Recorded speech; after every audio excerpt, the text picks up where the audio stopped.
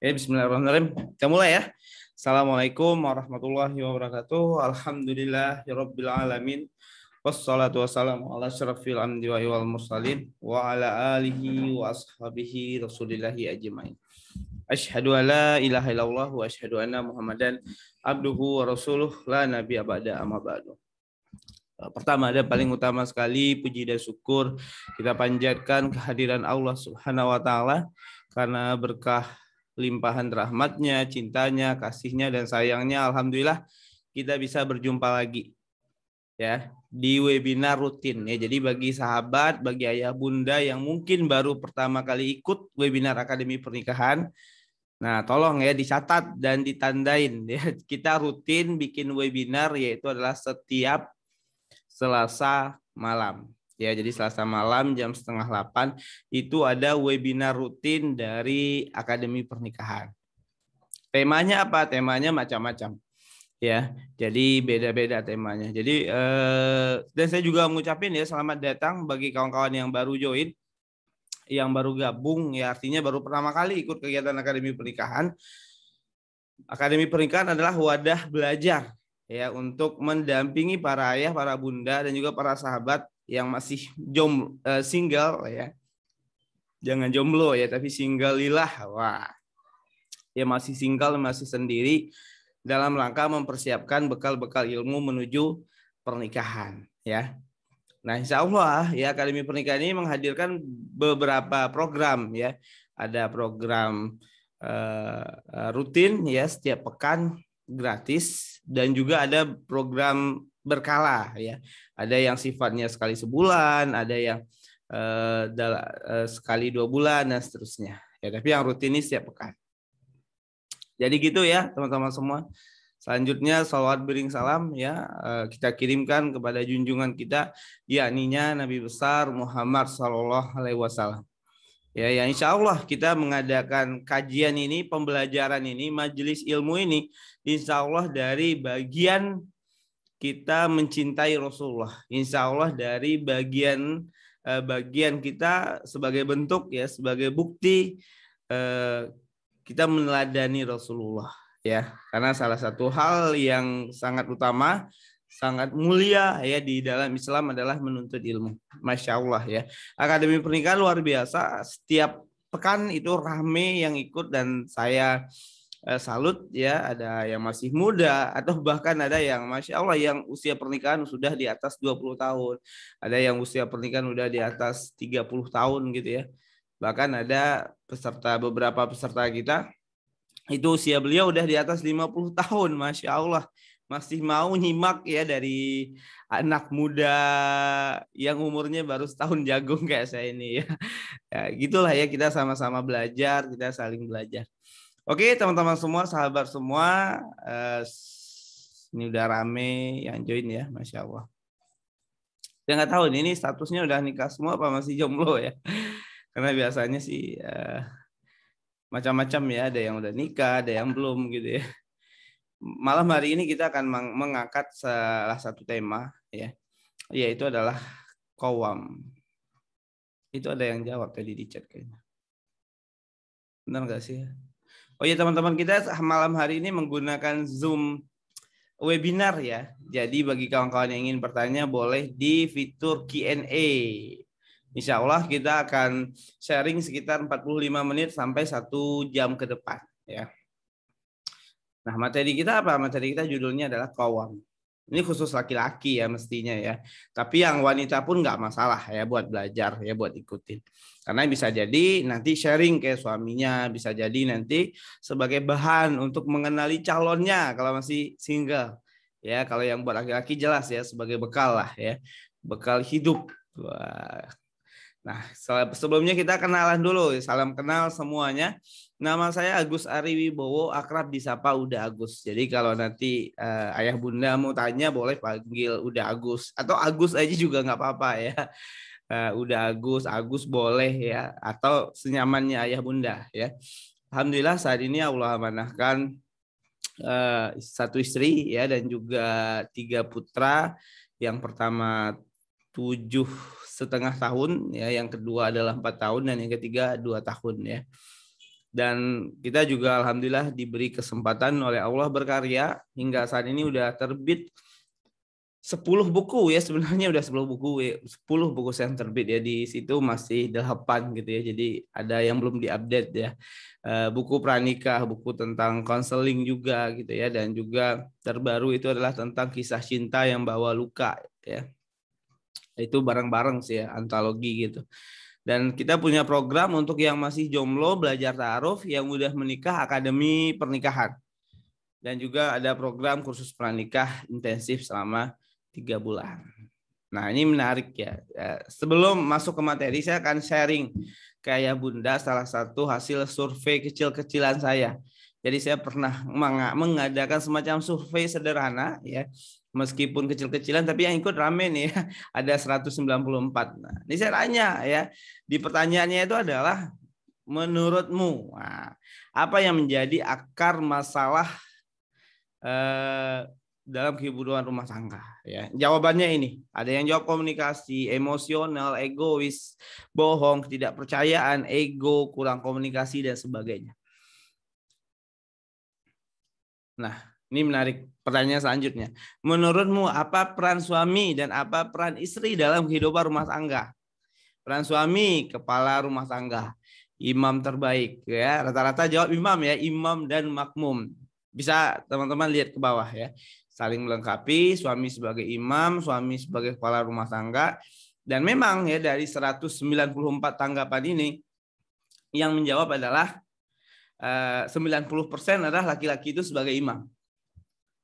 Nah, yang menarik di sini ya. Ini saya boleh tanya juga nih ke Bunda, Ayah Bunda yang hadir di sini ya. Pola hubungan suami istri yang ideal menurut Ayah Bunda.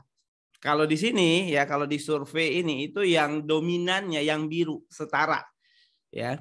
Sementara yang oranye suami lebih tinggi dibanding istri. Kuning itu kayaknya nggak ada yang jawab ya, istri lebih tinggi, atau hijau saya bingung. Silakan. Kira-kira Ayah Bunda yang hadir di webinar ini, dari pertanyaan ini, kira-kira pilih warna apa?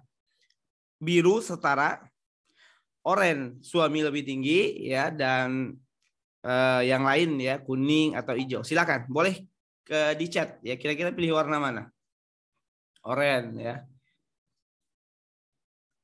Oranye, rata-rata oranye ya. Masya Allah ya. Biru, oke. Ada yang biru nih. Wah, tim biru masuk lagi, biru. Biru ya, biru, oranye, biru. Wah, udah mulai seimbang. Ada yang biru, ada oranye, ada biru ya. Biru. Wah, ini biru lebih rame nih. Merah ya. Kalau setara gimana caranya? Kalau ada deadlock, apa keputusannya? Nah, ini materi kita, Mas Niko udah kasih bocoran. Ya benar ya. Jadi kalau setara gimana caranya? Kalau ada deadlock, apa keputusannya? Ya jadi kenapa kok saya mengangkat tema qawwam? Ini menarik ya. Ini dari survei ini aja ini menarik. Ini yang saya tampilkan ini orang yang sama. Ya kalau secara teori ya, semua orang sepakat ya, 90% sepakat bahwa suami itu sebagai kepala rumah tangga, suami itu sebagai imam, ya. Tapi menariknya adalah ketika hubungannya ideal kok jadi setara gitu ya. Kok jadi setara gitu ya. Nah, kalau setara kan berarti ya nggak usah jadi imam kan gitu. Benar nggak? Ya, jadi kalau misalnya setara nggak perlu ada imamnya, ya sama aja. Ya nggak perlu ada kepala rumah tangganya. Ya, misalnya nih kita di kelas gitu ya, ada apa? Ada ketua kelas, ada peserta kelas. Kan peserta dan ketua kelas itu bukan suatu orang yang setara. Tapi beda ya, beda levelnya. Ya, memutuskan, memegang keputusan tertinggi adalah ada di ketua kelas gitu ya. Nah, nanti kita bahas ya. Merah kayaknya merah. Idealnya merah tapi faktanya di oranye. Kok jadi merah oranye ya? Masya Allah. Nah, kita lanjut. Ini udah ya, kita tinggalkan ini sejenak karena ini kita akan diskusi ini ya. Nanti kita lanjutkan. Pandanganmu terhadap pengelolaan keuangan dalam rumah tangga. Biru uang dikelola 100% oleh istri. Oranye uang dikelola oleh suami. Kuning sesuai kesepakatan. Ini berarti masih jomblo ini ya. Kalau ayah bunda boleh, kira-kira yang udah menikah kira-kira selama ini gimana? Dikelola 100% oleh istri, semua penghasilan suami setor tuh ke istri 100%. Nanti baru suami, istri yang ngasih-ngasih gitu ya. Ini kebutuhan suami, ini kebutuhan ini dan seterusnya. Kira-kira apa nih kalau soal keuangan? Oren. Biru. Oren biru, oren biru. Oren biru. Merah. Ini kayaknya ada ini ya, bagi teman-teman mungkin oren, kalau ada yang ngetik merah itu kemungkinan yang ngelihatnya oren ya. Jadi yang ini ya, nah yang ini bisa jadi ada yang melihatnya sebagai merah atau oranye ya. Nah merah atau oranye ya. Kalau di pandangan saya sih ini oranye ya. Tapi beberapa orang saya lihat tadi merah ya. Nah, bisa jadi ini, bisa jadi warna merah ya. Merah. Oke, kita lanjut ya. Imbang lah ya, imbang ya antara biru dan oranye atau merah. Kuning berarti jomblo tuh yang jawab kuning ya. Masih sendiri ya. Nah, sebelum masuk materi saya sering banget yang ngingatin hadis ini, Masya Allah. Jadi kalau ada webinar pranikah atau kajian pranikah, saya nggak bosan lah ngingatin ini. Ini adalah hadis tentang ya dari riwayat Muslim nomor 2813 yang menyampaikan bahwa bercerainya anak manusia, ya bercerainya anak Adam, bercerainya manusia di muka bumi itu adalah prestasi terbesarnya iblis. Jadi memang iblis itu memiliki tugas, memiliki misi khusus untuk apa? Untuk memporak-porandakan rumah tangga. Ya, jadi secara fitrahnya yang namanya berumah tangga, yang namanya pernikahan itu pasti ada godaannya. Karena memang ini kan sudah takdir Allah juga ya. Iblis pun adalah ciptaan dari Allah. Jadi Allah sudah mentakdirkan, Allah sudah menghadirkan ujian ya bagi setiap rumah tangga yang digoda oleh iblis. Dan bagi dunia periblisan gitu ya, di dunia periblisan bercerainya anak manusia itu adalah prestasi terbesar bagi mereka. Ya. Ini hadisnya, sesungguhnya iblis meletakkan singgasananya di atas air laut. Kemudian ia mengutus para prajuritnya, maka prajurit yang paling dekat dengan iblis adalah yang paling besar fitnahnya, yang paling besar kejahatan yang dia lakukan, yang paling besar prestasinya atau penyesatannya. Maka datanglah salah satu prajurit lalu melapor, aku telah melakukan ini dan itu. Maka iblis berkata, engkau belum melakukan apa-apa. Kemudian datanglah prajurit yang lain dan melapor, aku telah menggodanya hingga akhirnya aku menceraikannya dengan istrinya. Maka iblis pun mendekatkan prajurit setan ini di sisinya lalu berkata, engkau adalah prajurit terbaik. Jadi kalau kita menikah itu kita pasti akan digoda oleh setan ya, oleh iblis gitu ya. Bahkan ada satu setan atau iblis khusus yang kerjaannya itu mengganggu rumah tangga ya, namanya adalah dasim.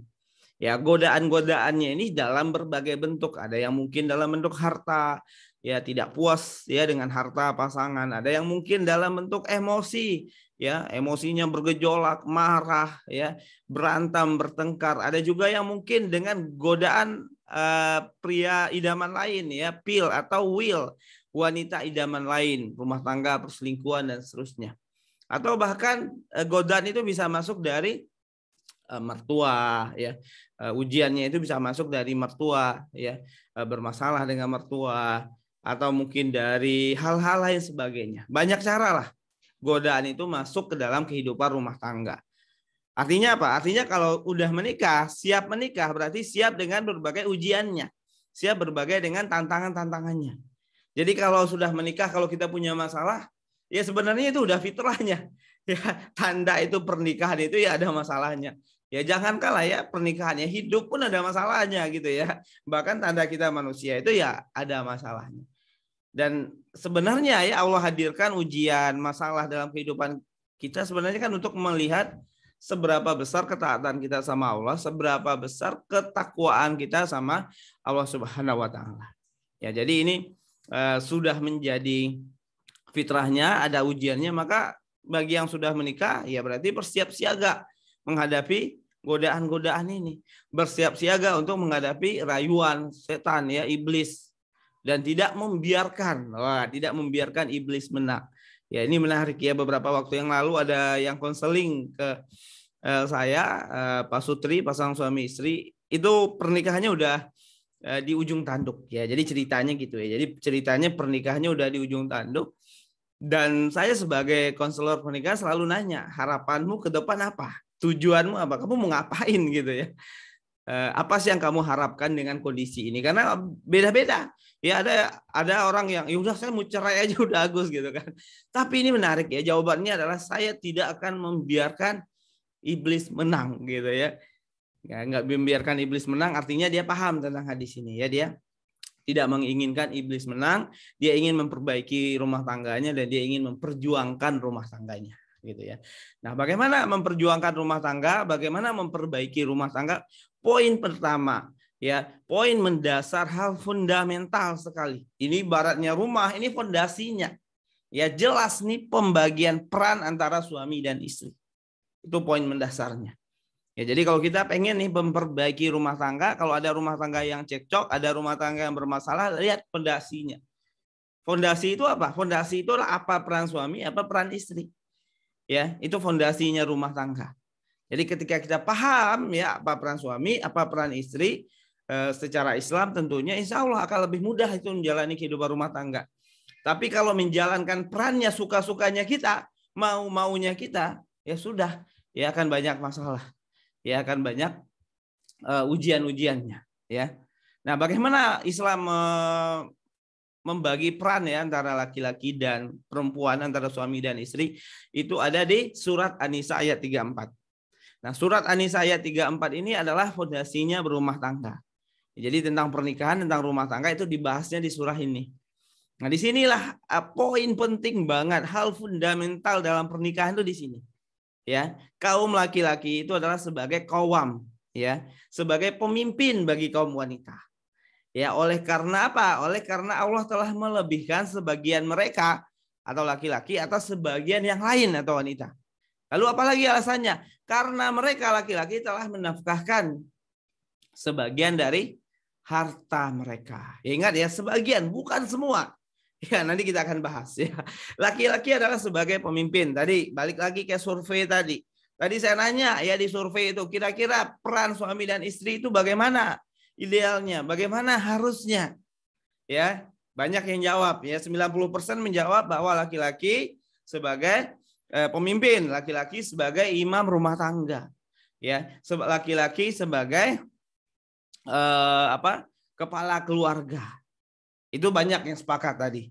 Tapi pas pertanyaan pola hubungan suami istri yang ideal itu seperti apa? Ya, tadi ada tim biru ya, ada tim oranye ya. Ada yang jawab setara ya, ada yang jawab laki-laki lebih tinggi. Kalau Al-Qur'an gimana? Al-Qur'an menjelaskan kaum laki-laki adalah pemimpin, laki-laki adalah qawamnya, laki-laki lebih tinggi. Ya, laki-laki adalah yang memegang keputusannya. Jadi bukan setara. Jadi hubungan suami istri itu tidak setara. Ya, tapi laki-laki lebih tinggi.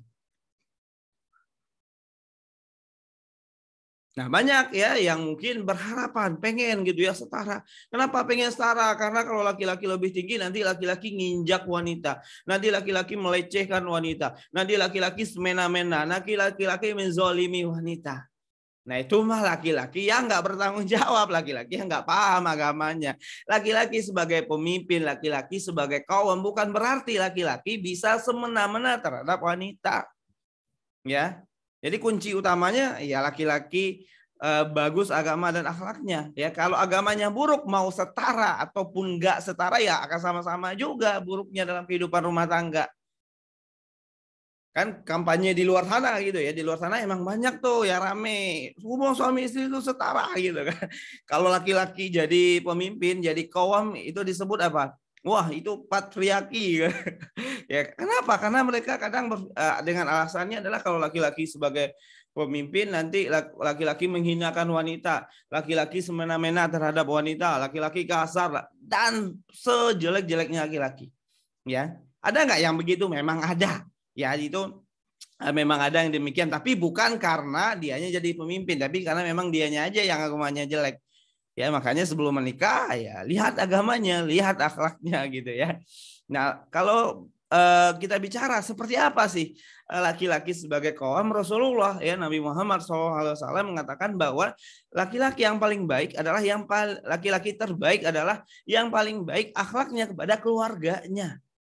Ya, jadi laki-laki terbaik adalah laki-laki yang paling baik akhlaknya kepada keluarganya, kepada istrinya, kepada anaknya. Dan aku adalah laki-laki yang terbaik kata Rasulullah. Ya. Jadi kalau kita ngelihat Rasulullah sampai mengatakan gitu ya, salah satu ukuran laki-laki terbaik itulah yang paling baik akhlaknya kepada keluarganya, anaknya, istrinya, orang tuanya dan seterusnya. Ya, artinya adalah ketika laki-laki sebagai pemimpin, ini bukan berarti untuk menghinakan wanita, ini bukan berarti untuk semena-mena, tapi enggak, tapi ini adalah sebagai bentuk memuliakan wanita dan sebagai bentuk meletakkan sesuatu pada tempatnya. Karena memang kodratnya begini. Allah udah ngelebihin sebagian dari laki-laki atau sebagian dari wanita, ya alasannya. Dan juga karena menafkahkan sebagian dari harta mereka. Ini saya garis bawahi sebagian. Kenapa kok sebagian? Karena yang dinafkahkan itu adalah sebagian. Ini banyak ya yang mungkin keliru atau mungkin belum tahu. Banyak dalam kehidupan pernikahan semua keuangan itu dipegang oleh istri. 100% gaji suami, pemasukan suami kasih setor ke istri, lalu istri yang bagi-bagi. Ya, ini untuk kebutuhan A, ini untuk kebutuhan C. Nah, besok mau pergi kerja, suami minta jajan sama istrinya. "Ma, buat uang bensin dong." Ya kan? Terus anaknya juga ikut ya di belakang. "Aku juga mau buat jajan hari ini," gitu ya. Nah, sementara ya bagaimana idealnya? Idealnya adalah ya uang itu yang pegang adalah laki-laki. Yang kasih kepada istrinya adalah sebagiannya. Ingat ya, dalam harta suami itu ada hak istri.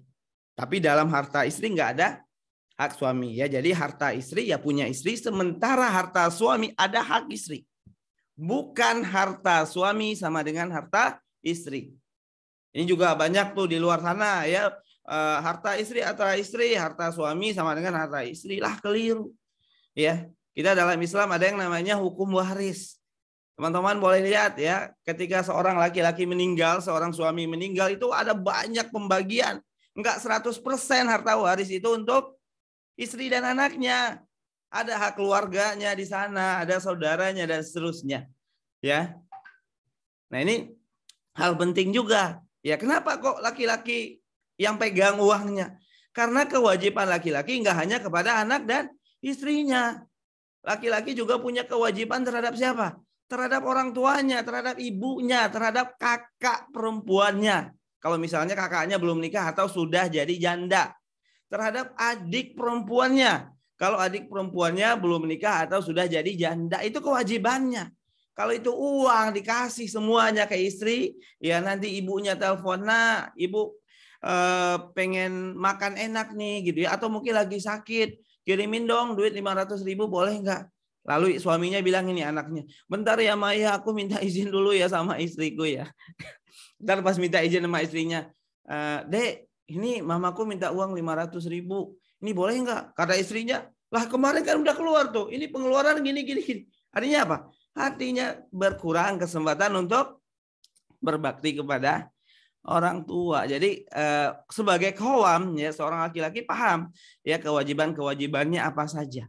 Enggak hanya kepada anak dan istri. Makanya di An-Nisa ayat 34 ini dibilang ya, disampaikan bahwa yang dinafkahkan itulah sebagian. Ya, tidak semuanya.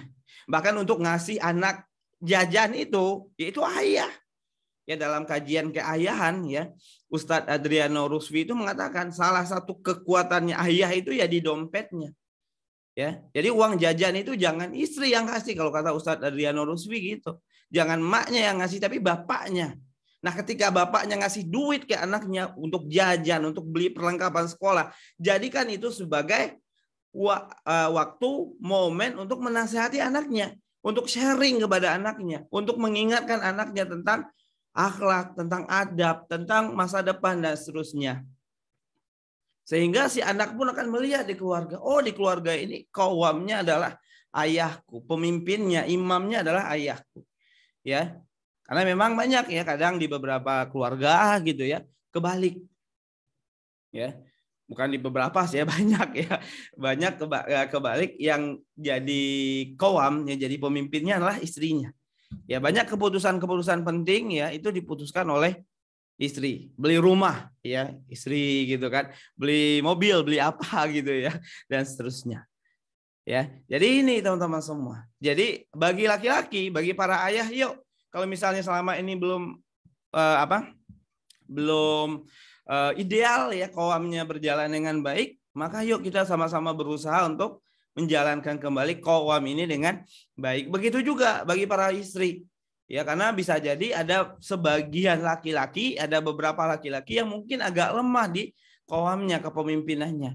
Maka bantu dia untuk apa? Untuk menjadi qawam. Bantu dia untuk menjadi pemimpinnya. Bantu dia untuk maju di depannya. Gitu ya. Agar apa? Agar dia kembali ke fitrahnya sebagai seorang laki-laki. Ya. Nah, qawam ya kepemimpinan dalam rumah tangga itu mutlak dimiliki oleh seorang laki-laki. Jadi nggak bisa ya wanita. Atau setara, tadi menarik ya Mas Niko ya kalau tadi nggak salah. Kalau setara itu keputusannya bisa deadlock ya. Jadi setara itulah yang pada akhirnya cekcoknya nggak selesai. Suami mau ke sini, istri mau ke sini, sama-sama kuat pendapatnya, sama-sama kuat argumennya. Apalagi kalau misalnya istrinya jago ngomong misalnya. Ya. Jadinya apa? Jadinya nggak akan ada keputusan. Begitu ya. Jadi laki-laki adalah sebagai qawam bagi perempuan. Qiwam dengan kasrah atau makanan membuat manusia tegak berdiri. Ya, ini arti pemaknaan katanya ya. Qawam dengan fathah adalah adil dan seimbang. Al-qaim tuan atau pemimpin. Nah, dari perkara yang tersebut dikenal ya, peran laki-laki, ini menurut tafsir Ar-Manar nih, atas perempuan, nah ini peran laki-laki. Ini buat para mas-mas ya, buat para ayah ya, termasuk juga buat saya. Ini buat mengingatkan saya juga ya. Yang pertama adalah melindungi ya, menjaga, memimpin, memberi kecukupan, mendidik, menata urusan mereka dan melakukan perbaikan kondisi mereka. Ya. Jadi berat ya tugas seorang qawam itu seorang laki-laki. Maka seorang laki-laki sebenarnya penting ya, tidak hanya memikirkan uang saja. Ya, karena apa? Karena menjadi ayah itu bukan berarti hanya sebagai mesin ATM di keluarga.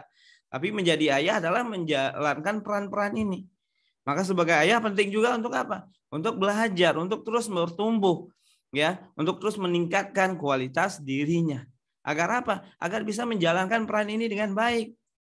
Bisa melindungi istrinya. Artinya apa? Memperlakukan istri, anak dengan lemah lembut, ya, bukan dengan keras gitu ya. Bahkan disebutkan oleh Rasulullah dalam sebuah riwayat bahwa wanita itu ibaratnya kaca. Sekali dia pecah, ya kalaupun digabungkan itu nggak akan bisa seperti semula. Itu Rasulullah ngasih perumpamaan tentang wanita. Ya. Dan ini pesan kepada para laki-laki. Untuk apa? Untuk bisa memperlakukan wanita itu dengan sebaik-baiknya. Ya, jadi laki-laki sebagai qawam itu bukan berarti laki-laki semena-mena, enggak. Ya, laki-laki sebagai qawam bukan berarti laki-laki menzalimi wanita, enggak. Tapi adalah sebagai qawam, dia maju di depan, ya dia mendampingi, dia melindungi, ya dia menjaga istrinya. Itulah peran penting sebagai seorang qawam. Ya, bagaimana mendidik seorang wanita? Ya, dalam riwayat juga disebutkan wanita itu ibaratnya tulang rusuk. Ya, kalau dibiarkan dia akan terus bengkok, tapi kalau dipaksakan dia akan patah. Nah, gimana tuh ya? Lemah lembut di antara itu. Ya, dia pesan yang disampaikan sampai, ya, tapi dia nggak rusak gitu ya, tapi dia nggak patah gitu ya. Menata urusan mereka dan melakukan perbaikan.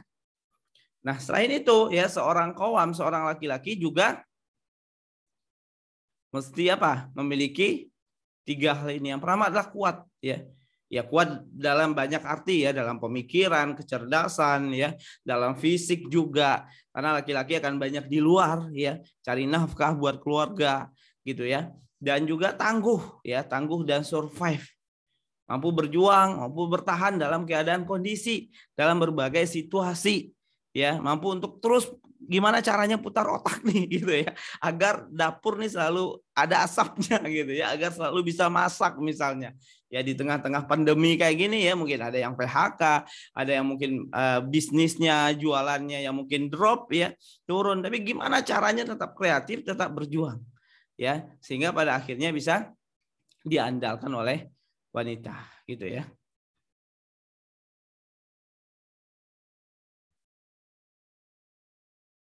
Rasulullah pernah ditanya seorang, apa hak istri atas suaminya? Beliau menjawab, hendaklah suami memberi makan, hendaklah suami memberinya pakaian, tidak memukul mukanya, tidak menghinanya, tidak meninggalkannya kecuali di rumah kediamannya.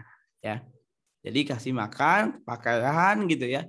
Bahkan juga kalau misalnya ada uang lebih ya berarti jajan. Ya, jadi sebagian nafkah yang dikasih ke istri itu ya bukan belanja harian ya. Kalau belanja harian kan itu buat barang-barang, tapi juga ada porsi ya khusus buat istri.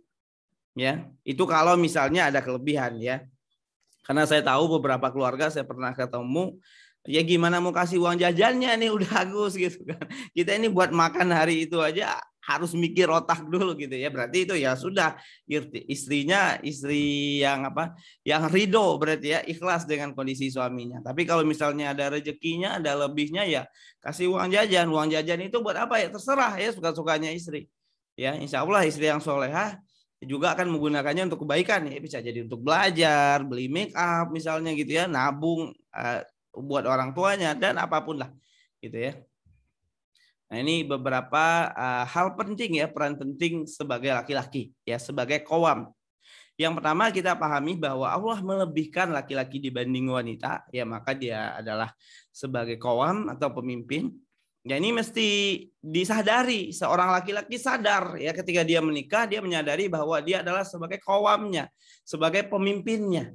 Nah, seorang perempuan dia mesti ridho, ya ridho apa? Ridho untuk dipimpin, ya ridho untuk taat, menghargai, memuliakan suaminya, ya memuliakan pasangannya. Nah, laki-laki menjadi penanggung jawab nafkah ya dan juga pengelola keuangan utama. Ya, mengelola keuangan siapa? Ya, laki-laki. Ya, yang kecuali yang diberikan sebagian tadi kepada keluarganya. Ya. Nah, yang lainnya ya dia. Nah, tapi kan saya nggak bisa, udah Agus nggak jago kelola uang. Nah, kelola uang itu kan soal habit, soal keahlian. Makanya dipelajari. Ya, maka penting juga ya seorang cowok laki-laki belajar ilmu keuangan, ilmu investasi, ya ilmu bagaimana bukan investasi di saham atau reksadana saja ya. Itu kan ada perbedaan pendapat lah. Terserah ya teman-teman kalau mau milih yang syariah atau tidak. Tapi investasi maksud saya itu ya bisa jadi dalam peternakan ya, dalam ataupun dalam hal lainnya. Sehingga nanti bisa menyiapkan dana-dana penting ya. Dana darurat misalnya. Dana apalagi? Dana pendidikan anak. Atau yang lebih jauh lagi, lebih visioner, dana pensiun ya. Ini sampai usia berapa nih mau kerja? Ya, sampai kapan nih mau terus cari duit gitu kan? Udah kebayang belum mau pensiun usia berapa? Oh, nanti usia pensiunnya usia 50 tahun, berarti kalau misalnya kita prasangka baik gitu ya. Misalnya hidup Allah kasih jatah kehidupan sampai usia 80 misalnya. Artinya apa? Artinya selama 30 tahun mesti ada tuh dana yang mengalir tambah kerja misalnya. Ya, itu bisa juga ya disiapkan. Itu ada rumus-rumusnya ya, ada hitung-hitungannya. Teman-teman bisa cari di Google ya, nama kalkulatornya adalah time value of money ya. Jadi mengukur nilai uang 50 tahun lagi dengan sekarang dibandingkan sekarang. Jadi misalnya kebutuhan hidup sekarang ini nih dalam sehari satu keluarga 200.000 gitu ya. Anggaplah 200.000. Atau mungkin 100.000 lah gitu ya. Kegedean nggak sih 200.000 ya? Atau ya sekitar segitulah 150 lah. Yang 150.000 hari ini itu 30 tahun lagi itu kira-kira nilainya dari berapa? Itu bisa dihitung. Ya. Lalu suami menjadi nahkoda. Nah, menentukan arah perjalanan rumah tangga, visi misi keluarga. Ini keluarga mau dibawa kemana? Ya. Ini dalam menentukannya tentu ada diskusi, ada sharing, ada musyawarah ya. Ini bukan berarti laki-laki qawwam itu bukan berarti nggak ada musyawarah, ada. Tapi yang memutuskan itu adalah laki-lakinya. Ya saya pun sama istri banyak banyak banget ya hal-hal yang didiskusikan. Misalnya mau sekolah anak di mana, mau tinggal di mana gitu ya. Sebagai kaum bukan berarti wah kalau gitu suami doang lo yang mikir sendiri, enggak juga gitu ya. Suami sebagai penanggung jawab utama pendidikan keluarga, ya belajar dan seterusnya. Suami sebagai konsultan ya bagi istri dan anaknya. Apalagi memiliki tanggung jawab ya terhadap orang tuanya. Jadi seorang laki-laki ketika sudah menikah itu tetap punya tanggung jawab terhadap orang tuanya.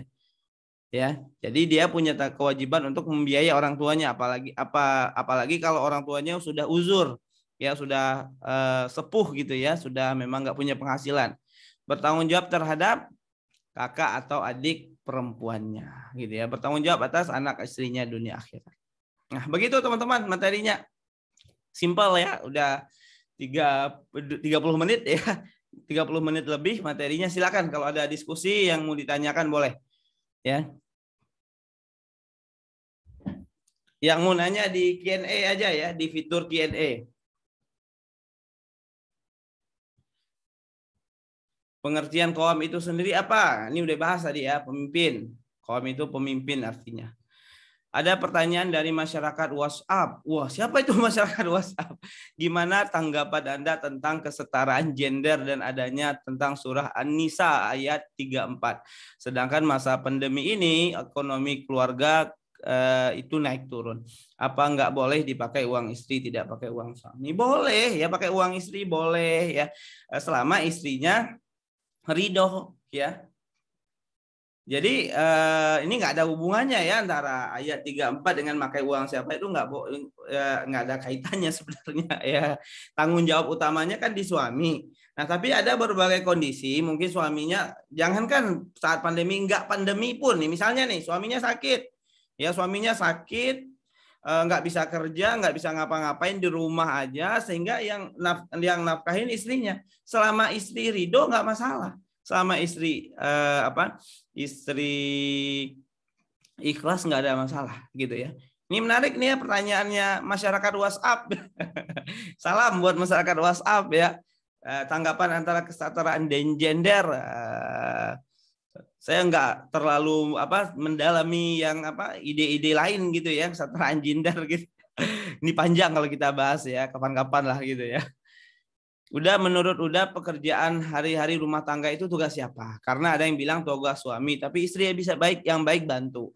Ada yang bilang tugas suami tapi diwakilkan ke istri karena suami kerja. Ada juga yang bilang tugas istri karena ada hadis istri adalah pemimpin di keluarganya. Nah, tugas siapa? Ya nyuci piring, masak gitu ya.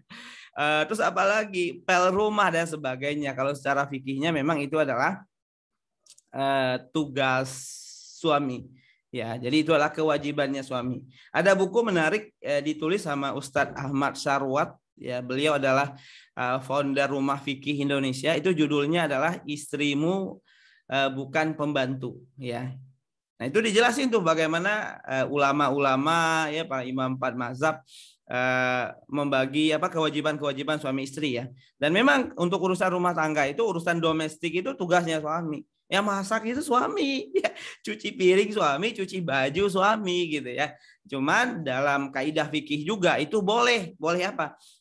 Mengizinkan, membolehkan sesuatu yang sudah lazim ya di suatu daerah tertentu, misalnya di wilayah tertentu, misalnya di Indonesia. Nah di Indonesia itu udah lazim istri itu yang bantu, yang ngerjain pekerjaan rumah seperti nyuci, masak dan sebagainya. Dan itu boleh ya selama istrinya ridho ya. Dan suami pun juga jangan semena-mena juga ya. Setelah dibantu sama istri harusnya berterima kasih ya, bukan kesal gitu ya. Kalau misalnya ada istri salah, kurang atau gimana ya dimaklumi gitu ya. Karena banyak kayak gini ya, banyak yang dalam tanda kutip gitu ya menjadikan istrinya sebagai babu gitu ya, sebagai pembantu. Makanya pekerjaan jadi ibu rumah tangga itu menjadi sesuatu hal yang nggak menarik. Halah cuman ibu rumah tangga jadinya begitu. Ya, padahal ibu rumah tangga pekerjaannya akan mulia ya. Kalau misalnya memang dia fokusnya dampingi anak ya, dampingi anak, habis itu istrinya bersolek ya, ngaji, belajar, nuntut ilmu, kalau ada waktu mungkin berkarya. Nah itu sebenarnya tugas ibu rumah tangga itu kerjaannya gitu. Sementara urusan domestik seperti nyuci, ngepel, masak, ya kalau masak misalnya istri mau ya boleh lah ya, agar apa? Agar jadi pengikat cinta tuh makanannya gitu ya. Itu dikerjakan oleh ART. Itu kalau kita bicara ideal. Ya, jadi suami nggak mungkin tuh ngerjain Mas Niko. Jadi yang ngerjain adalah ART. Suami bayar ART. Nah istri fokus tugas utamanya. Ya istri nggak gosok-gosok lagi tuh ya. Nah banyak istri kadang yang dalam tanda kutip agak rada-rada apa? Berat gitu ya menghadapi perjalanan di rumah tangga, suka marah, suka ngegas. Kenapa? Karena capek. Ya, ngurus anak iya, ngurus jemuran iya, ngurus cucian iya, gosok baju suami iya, ngepel iya. Ya. Makanya nggak maksimal juga perannya ketika sama anak gitu ya. Jadi begitu. Jadi begitu ya Mas Niko, nanti kalau Allah mudahkan rezekinya bisa hire ART ya buat ngebantu istrinya. Kalau suami tidak bisa amanah dalam masalah keuangan dan menentukan pendidikan terutama agama, apakah istri tetap harus mengikuti pemimpin seperti itu? Kalau sudah jadi pasangan hidup ya diterima, diikuti. Ya kalau udah jadi suami, ya makanya penting nih buat jomblo ya. Jadi sebelum menikah pastikan yang akan jadi imammu, yang akan jadi kawammu, agamanya bagus, akhlaknya baik. Nah sementara kalau sudah menikah suaminya tidak sesuai dengan kaidah agama, suaminya nggak bertanggung jawab atau apa, selama masih bisa, selama masih ada kesempatan, ajak inspirasi suaminya untuk sama-sama jadi baik, untuk sama-sama belajar. Tapi kalau misalnya sudah sangat parah ya, udah nggak ngasih nafkah gitu ya, istri nggak ridho, nah itu kan ada dalam Islam. Kalau dalam buku nikah itu kan ada sigot taklik. Apabila suami seorang laki-laki 3 bulan berturut-turut tidak memberi nafkah kepada istrinya, baik lahir ataupun batin, ya, atau seorang suami menyakiti fisik istrinya dan istrinya tidak ridho gitu ya, kan ada tuh ya, jatuh talak 1. Ya, jadi ada penyelesaiannya dalam Islam. Jadi kalau suami nggak ideal gimana? Ajak ke arah kebaikan, doakan, ya, dia tetap jadi pemimpin tetap. Tapi sembari pelan-pelan didoakan dan diajak kepada jalan kebaikan gitu ya. Udah kalau kawam suami kurang dominan gimana cara menyikapinya? Nah, memang ya ada beberapa laki-laki yang mungkin butuh latihan ya untuk menjadi seorang kawam itu. Ini banyak penyebab ya. Praktisi keayahan ya. Itu banyak yang menyebutkan bahwa ini dampak dari pengasuhan juga. Ya, pengasuhan masa kecil yang mungkin nggak mendapatkan contoh dari ayahnya, tidak mendapatkan sosok, kalaupun nggak ayah, sosok laki-laki lah ya, sosok laki-laki dalam kehidupannya sehingga kawamnya itu tidak tumbuh dengan baik. Nah caranya gimana? Dilatih.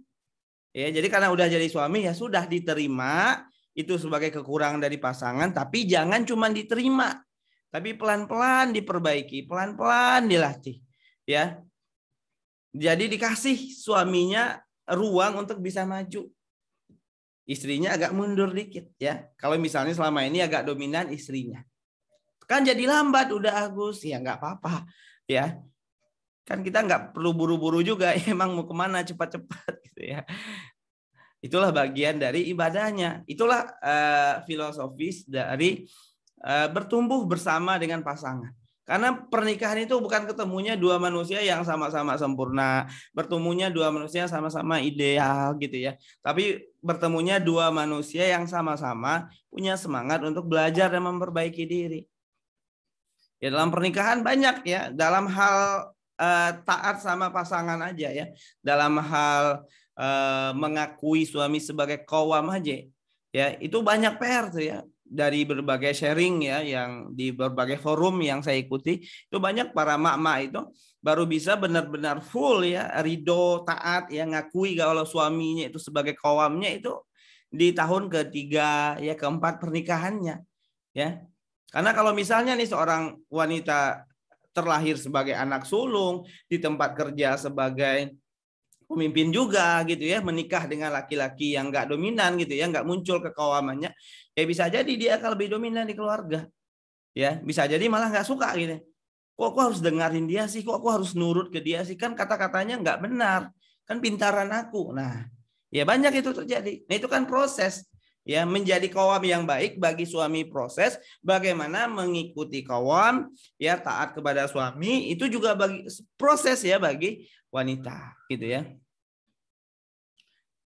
Ustadz, kalau suami belum tahu bagaimana cara istri membantu mengingatkan. Nah, itu di materi-materi sebelumnya ya, seni mengingatkan pasangan dan juga apa? Seni mengapresiasi pasangan ya. Coba Mbak boleh cari ya di YouTube Akademi Pernikahan TV ya. Ini udah kita bahas ya. Cukup panjang soalnya bahasannya itu. Bagaimana bila suami tidak merasa bahwa kawamnya kurang tetapi tidak mau belajar ilmu rumah tangga ya, maka PR pertama seorang istri adalah bagaimana membuat suaminya muncul kesadaran dulu. Ya, muncul kesadaran untuk apa? Untuk belajar ilmu rumah tangga. Gimana caranya? Doa ya, minta sama Allah. Yang kedua adalah inspirasi suaminya. Ya, bagaimana cara inspirasi suami? Ya, istri dulu yang semangat buat belajar.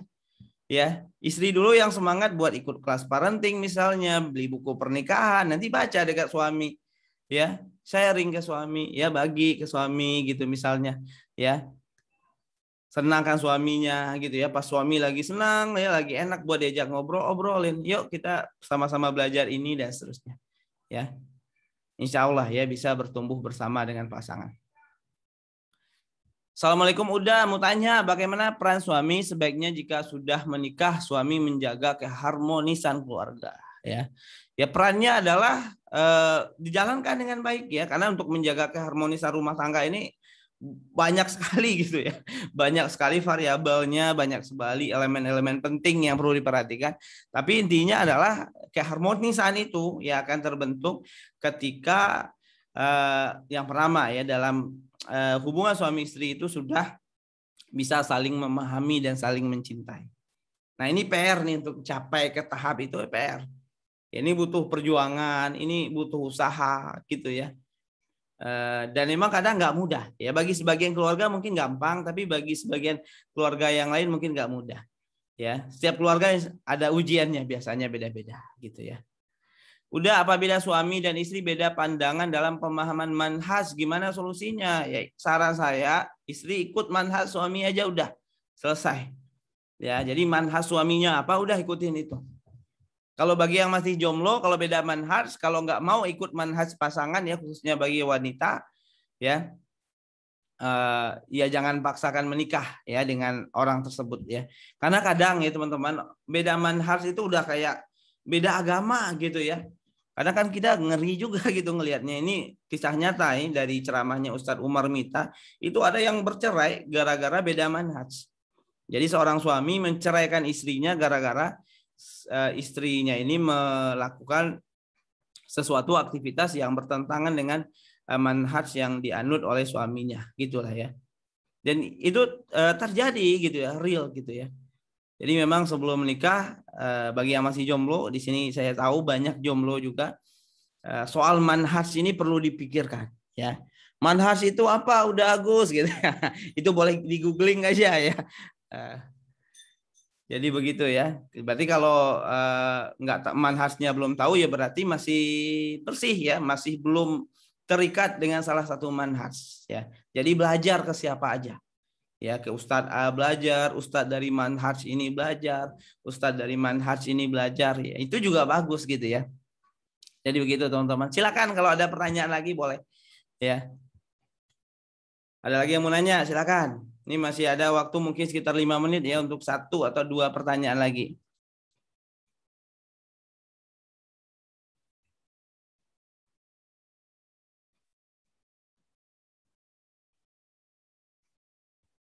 Ada yang mau nanya lagi? Kalau tidak ada, oh ada. Ada. Kok jadi banyak? Nggak apa-apa ya. Mau tanya udah bagaimana melatih kawam bagi yang jomblo ya karena kurangnya sosok ayah. Yang pertama bisa cari sosok laki-laki ya dalam kehidupannya.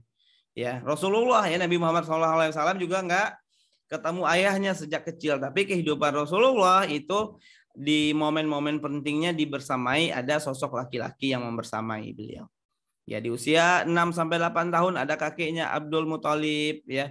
Di usia 8 tahun ke atas ya sampai muda ya bahkan sampai sampai jadi nabi itu dibersamai oleh paman beliau. Abu Thalib gitu ya. Jadi ada sosok laki. Nah, kalau teman-teman yang masih jomblo gimana? Cari aja mentor-mentor kehidupan. Ya, yang bisa ditemui sering gitu ya, yang bisa diajak diskusi, yang bisa silaturahim ke rumahnya beberapa kali dalam sebulan misalnya. Ya. Nah, itu dilakukan. Ya. Nah, itu cara untuk melatih qawamnya. Sekaligus belajar ilmu jadi suami. Jadi cari aja yang menurut Mas laki-laki yang bagus gitu ya, sebagai suami bagus, sebagai ayah bagus. Lalu bangun komunikasi ya. Sering-sering silaturahim dan seterusnya lah gitu ya. Suami tidak ada kekawaman karena didukung oleh ibu dan adik perempuannya untuk tidak bekerja. Suami tidak memberi nafkah. Setelah saya mengadukan ke ibu mertua, suami kasih nafkah tapi hanya formalitas saja. Nilainya jauh dari cukup. Saya tidak mempermasalahkan nafkah tapi butuh kawamnya suami. Ya, nah kalau yang begini-begini kan memang butuh nafas panjang dan butuh kesabaran gitu ya. Jadi suami itu bukan tidak ada kawam. Ya, karena setiap laki-laki itu ada qawam dalam dirinya karena itu udah jadi fitrahnya. Ya, cuman belum muncul. Ya. Nah, mungkin jadi PR bagi Mbak adalah bagaimana memunculkan qawamnya tadi. Ya, berdoa sama Allah, minta tolong sama Allah, dan selanjutnya adalah ikhtiar. Ikhtiar misalnya ajak suami buat belajar. Ya, belajar ilmu agama, ngaji, ya. Disarankan untuk punya guru ya, punya mentor misalnya gitu ya, punya mentor laki-laki, itu bisa dilakukan ya. Jadi masalahnya udah sistemik, dari suami mentang-mentang pemimpin jadi suka sewenang-wenang, ditambah legasi kekayaan dari ayahnya kurang, dari istri karena zaman sekarang kesetaraan gender jadi ngelunjak dan kadang nggak sadar sudah melebihi setara. Perlu acara gini disebarluaskan. Alhamdulillah ya, makasih Mas Niko. Assalamualaikum, bagaimana kalau suami kurang humoris dan cenderung diam, jarang bercerita jika tidak ditanya? Apakah karena 70.000 katanya? Ya, kalau humoris itu beda-beda ya. Setiap orang ada yang mungkin humoris, ada orang yang serius gitu ya. Apakah karena 7.000 kata? Sebenarnya enggak juga ya. Banyak variabel sih ya yang pengaruhi. Pertama adalah karena mungkin bawaan dari masa lalu ya, pengasuhan ya. Dari masa kecil dia ngelihat ayah ibunya diam-diam, dia sama ayahnya diam-diam, jadi di dalam database dirinya itu, jadi kalau ibaratnya laptop gitu ya, nggak ada data dalam dirinya itu untuk ngobrol sama istri, itu nggak ada ya. Jadi dia nggak punya referensi, nggak punya contoh, nggak punya model tentang itu ya. Nah, caranya gimana agar suaminya jadi biasa ngomong ya, agar mau diajak ngobrol ya, pelan-pelan ya, mulai dulu dari hal yang disukai suami. Ya, atau lihat suaminya sama yang lain gimana, apa yang lain diam-diam juga gitu kan. Kalau sama yang lain, sama temannya yang lain ngobrol, seru ngobrolnya, pas ketemu sama temannya ngobrolnya rame, pas sama istrinya diam-diam. Ya bisa jadi karena mungkin suami ngerasa ngobrol sama istri nggak asik gitu. Nah, tinggal bagaimana PR bagi Bunda menemukan topik yang asik untuk diobrolin bareng suami. Misalnya adalah ngobrolin hobinya suami. Suami hobi bola, Bunda belajar juga tuh tentang bola. Suami bangun jam 3, jam 2 nonton bola ya. Bunda bangun juga, temanin, bikinin kopi, bikinin teh, buatin gorengan gitu ya. Jadi dukung ya hal-hal yang disukai oleh suami. Nah, kalau mau masuk ya buat ngajak ngobrol pasangan, lebih mudah dari sana. Dari hal yang suami sukai. Ya. Jadi begitu ya.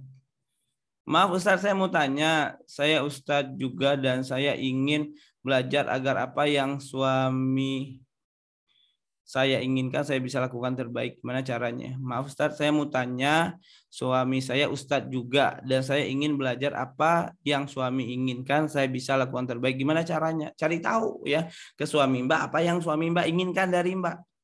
Ya, ini perlu ya menyamakan persepsi, apa harapan suami terhadap istri, apa harapan istri terhadap suami. Ini biasanya kan bisa kegali ketika ngobrol, ya. Apa sih yang diinginkan, apa sih yang disukai gitu ya. Atau mungkin lebih dalam lagi, bahasa cintanya apa, ya, bahasa cinta suami apa, bahasa cinta istri apa, dan seterusnya.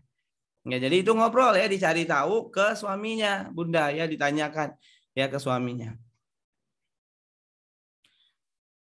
Apabila ada seorang laki-laki yang ingin taruh namun masih belum terlihat kepemimpinannya, sedang wanita lebih ajak ya, bagaimana, apakah bisa diberi kesempatan atau jadi bahan pertimbangan? Itu pilihan kembali lagi ke Mbak, ya. Apakah Mbak mau mempertimbangkan untuk tidak lanjut atau lanjut? Ya silakan dipilih, gitu ya. Karena untuk hal-hal yang berkaitan dengan pemilihan begitu, kadang saya serahkan aja ke yang milih, ya. Kenapa? Karena teman-teman yang akan menjalani ke depannya, ya. Teman-teman juga yang sangat mengenali, karena saya kan juga nggak pernah ketemu ya sama laki-lakinya. Ya, jadi kalau untuk memilih jodoh sih patokannya saya menyarankan kriteria jodoh ya. Mbak punya dulu kriteria jodoh, lalu kenalan sama laki-laki, lalu diukur kira-kira masuk nggak nih kriteria jodohnya, gitu ya. Cocok nggak dengan kriteria jodohnya. Udah, kalau suami jarang ngajak ngobrol, alasannya kalau suami memang pendiam, itu termasuk kaum yang baik karena batin istri menjadi tersiksa. Ya, cari ya hal-hal yang bisa jadi bahan obrolan yang seru, yang asik bagi istri. Ya, ini memang PR lah ya, PR banyak keluarga di Indonesia ya, setidaknya yang ikut akademi pernikahan ya. Padahal salah satu hal penting ya, peran kaum itu kan menjadi pendengar yang baik ya bagi istrinya, mendengarkan curhat keluh kesah istrinya. Nah, cuman banyak nih ya suami yang nggak mau ngobrol sama istri. Nah, ini perlu digali oleh istri. Kira-kira istri perlu melakukan apa agar suaminya bisa ngobrol? Kira-kira hal apa yang disukai oleh suami ngobrol? Ya, kira-kira gimana caranya agar menarik nih ya buat ngobrolnya ya. Misalnya ya bisa jadi makanan ya, sebelum ngajak ngobrol siapin dulu makanan yang enak gitu kan. Bisa jadi ya. Dicoba aja. Jadi Bunda bisa bikin ya 100 cara saya agar suami bisa ngobrol. Nah, tulis tuh apa aja yang memungkinkan. 1, makanan. Nyiapin makanan yang enak. Nah, nanti ketika makanannya udah tersedia, ajak suami ngobrol. 2, ikutin hobinya suami. Kalau suami nonton bola, ikut nonton bola, ngobrolin tentang bola gitu ya. Mulai dulu dari sana. 3, ya berpakaian pakaian yang menarik ya, atau mungkin yang seksi ya, yang menggoda suami ya, karena bisa jadi ya itu bisa menyenangkan suami dan suami jadi mau ngobrol gitu ya. Kadang mau ngomong sama suami pakaiannya dasteran ya, terus masih ada bau bawangnya dari dapur misalnya. Jadi mungkin suami jadi capek. Ya, jadi malas misalnya. Coba diubah pakaiannya jadi lebih fresh, lebih menarik gitu kan. Sambil disediain makanan yang enak gitu misalnya. Ya, jadi coba banyak cara. Ikhtiar ya, coba berbagai cara. Bagaimana jika seringkali dalam memutuskan sesuatu antara suami dan istri selalu mempertahankan pendapat masing-masing sehingga harus ada orang ketiga yang memutuskan. Maka istri mundur. Ya, jadi kalau udah deadlock, ya udah kasih ke suami. Ya. Kasih ke suami, udah silakan aku ikut Mas. Kalau menurut pendapatku begini bla bla, tapi kalau Mas memutuskan ini aku ikut. Ya. Jadi nggak perlu ke depannya, nggak perlu nunggu yang pihak ketiga lagi, istri aja mundur. Nah, ketika istri sudah mundur, maka di sana ya kaumnya suami dimajukan. Tapi kan pendapatnya salah, udah Agus gitu ya. Nggak masalah ya, ternyata selama itu pendapatnya tidak, salahnya itu tidak bertentangan dengan syariat Islam gitu ya. Insya Allah ada keberkahan. Ya, ada keberkahan di balik ketaatan kepada pasangan gitu ya. Jawaban udah tadi, ajak suami belajar. Suami aktif di kumpulan masjid dan rajin kajian, tapi selalu memposisikan dia yang paling paham agama dan saya yang fakir ilmu. Bagaimana sebaiknya? Udah belajar ke dia, ya. Jadi kalau misalnya suami udah memposisikan dirinya paham agama, minta diajarin, Mas ajarin aku dong, gitu ya. Jadi ngobrolnya itu dimulai dari suami ngajarin, ya ajarin aku. Dia memposisikan posisinya paham di agama itu bagian apa? Apakah paham di bagian fikih atau paham di Al-Quran, minta diajarin, jadi muridnya dia. Mas aku mau dong diajarin, ya. Jadi begitu ya. Menarik malah seperti itu. Jadi nggak perlu belajar lagi ya, suruh minta ajarin gitu ya. Assalamualaikum Uda Agus, saya mau bertanya bagaimana cara menghilangkan keraguan dalam memutuskan untuk menikah. Terkadang terbersit di pikiran kalau nikah mungkin nanti akan merasa menambah masalah. Kadang saya merasa hidup saya sudah bahagia dengan yang saya jalani sekarang, tapi saya bisa membiayai hidup sendiri karena sudah punya pekerjaan tetap dan alhamdulillah bisa membantu orang tua juga. Mengingat saya trauma melihat rumah tangga kakak saya yang ditinggal nikah oleh suami. Di sisi lain, keluarga mendesak supaya suami segera menikah, mendesak supaya saya segera menikah karena umur sudah mau kepala 3. Yang pertama adalah niatnya dulu. Ya, jadi menikah itu bukan untuk hidup lebih bahagia. Menikah itu bukan juga agar ada orang yang biayain hidup kita, agar ada orang yang menanggung biaya hidup kita, enggak. Ya, menikah itu adalah untuk menyempurnakan separuh dari agama. Menikah itu adalah perintah Allah. Menikah itu adalah sunnahnya Rasul. Jadi niat menikah apa? Menjalankan sunnah Rasul dan juga mengikuti perintah Allah. Mendapatkan ridho Allah itu yang didapat. Ya. Apakah nanti di pernikahan akan menambah masalah? Pasti. Ya. Jadi pasti ya menikah itu menambah masalah pasti ya. Dua orang yang berbeda ya, berbeda kepribadiannya, berbeda keluarganya, berbeda suku, berbeda latar, ketemu dalam sebuah rumah tangga ya pasti ada perbedaan, ada konflik ya. Cuman gimana ya menyiapkan bekal ilmunya dalam menghadapi atau memanajemen konflik-konflik yang ada di kehidupan rumah tangga gitu ya. Selama ini trauma ngelihat rumah tangga yang buruk ya. Nah, kedepannya saran saya Mbak agar seimbang lihat juga rumah tangga yang baik. Ya, rumah tangga yang buruk itu banyak, tapi rumah tangga yang baik juga banyak. Ya, jadi agar kita adil, lihat yang baik, lihat juga yang buruk. Lalu pelajari, kenapa ini kok bisa buruk, kenapa ini kok bisa baik, gitu ya. Menurut Uda Agus, semua rumah tangga pasti ada fase keributannya atau ada shortcut untuk meniadakan keributan. Dan yang saya lihat di keluarga saya juga orang tua ribut juga dan damai waktu sudah menua. Apa karena energi mereka sudah kurang jadi ributnya, juga kurang karena sudah capek berantem. Konflik itu bukanlah hal yang bisa dihindari ya. Konflik itu pasti ada dalam rumah tangga. Ya. Nah, yang penting disiapkan adalah ilmu bagaimana hadapi konflik tersebut, ilmu manajemen emosi. Yang bikin ribut itu kan bukan konflik. Yang bikin ribut itu adalah bagaimana merespon konfliknya. Ya. Misalnya nih ya, suami naruh handuk sembarangan gitu ya. Lalu istrinya bilang, "Woi, kamu ini ya nggak rapi ya, berantakan, naruh handuk kok sembarangan." Terus suaminya jawab balik, ya ini aja dipermasalahin bla bla. Akhirnya adu argumen kan itu. Ya, konfliknya itu pasti ada, tapi adalah bagaimana ya merespon konflik itu. Nah, itu adalah tentang pengendalian diri, pengendalian emosi. Bagaimana ketika ada konflik itu berhenti sejenak dulu, ya. Jadi kalau ada masalah, kalau ada sesuatu hal yang beda dengan pasangan, diam sejenak. Ya, untuk apa? Untuk mikir dulu kira-kira nih solusinya gimana ya. Karena kalau misalnya langsung ngomong itu pasti ngegas ngomongnya, itu pasti marah-marah. Tapi kalau diam sejenak, tumak ninah dulu, dikasih jeda dulu, ya. Kalau udah tenang, udah baikan, besok baru ngomong, ya. Ngomongnya jangan depan anak misalnya, gitu ya. Agar anak nggak ngelihat ya orang tuanya konflik. Jadi lebih kepada bagaimana seni manajemen konfliknya, seni bagaimana mengelola emosi, seni bagaimana mengendalikan diri, ya agar konflik itu tidak jadi berantem, ya. Dan juga yang lebih penting juga adalah seni bagaimana agar cinta itu makin menguat, makin meningkat. Ya, kadang kan banyak konflik tapi memupuk cinta itu jarang. Jadi ibaratnya pernikahan itu ibaratnya Mas Niko punya tanaman. Ya, tanaman di pot, gimana agar tanaman itu tumbuh, gimana dia agar berbunga, agar selalu hijau. Ya, itu caranya adalah dengan menyiramnya, memupuknya. Kalau misalnya kita nggak siram, kita lupa nyiramnya 2 hari, dia layu tuh. Ya kita lupa memupuknya, wah dia bisa jadi lama-lama bisa mati atau layu. Ya kalau di sekitar tanaman itu banyak rumput-rumput liar kita nggak beresin, lama-lama dia juga bisa mati. Nah pernikahan pun juga begitu, cinta dalam pernikahan perlu dipupuk, perlu dirawat, perlu terus dijaga. Caranya gimana? Ya dengan ilmu bahasa cinta ya di Akademi Pernikahan. Pernah kita bahas juga gitu ya dengan cara menghadirkan momen-momen spesial bersama pasangan ya dan seterusnya lah gitu ya. Jadi begitu ya teman-teman semua. Masya Allah ya udah nyampe jam 9 ya.